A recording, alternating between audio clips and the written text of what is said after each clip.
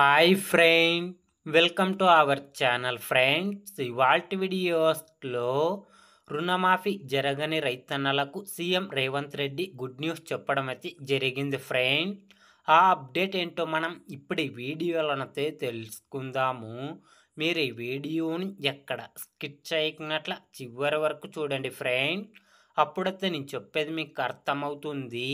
అలాగే వీడియో నచ్చితే ఒక లైక్ చేసి ఇంతవరకు మన ఛానల్ సబ్స్క్రైబ్ చేయని వాళ్ళు వెంటనే సబ్స్క్రైబ్ అయితే చేయండి ఫ్రెండ్. తెలంగాణ ప్రభుత్వం 2 లక్షల వరకు రైతు రుణమాఫీ చేసింది. అయితే కొన్ని సాంకేతిక కారణాలతో అధిక సంఖ్యలో రైతులకు రుణమాఫీ కాలేదు. ఈ నేపథ్యంలో ప్రభుత్వం మరో అవకాశం కల్పించింది.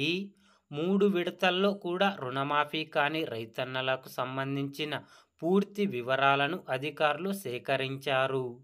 రేషన్ కార్డు లేకపోవడంతో 4 లక్షల మందికి పైగా రైతులకు రుణమాఫీ కాలేదని గుర్తించారు. ఆధార్, బ్యాంక్ అకౌంట్లలో పేర్లలో తప్పుల వల్ల మరో 1,50,000 మందిని నిర్ధారించారు.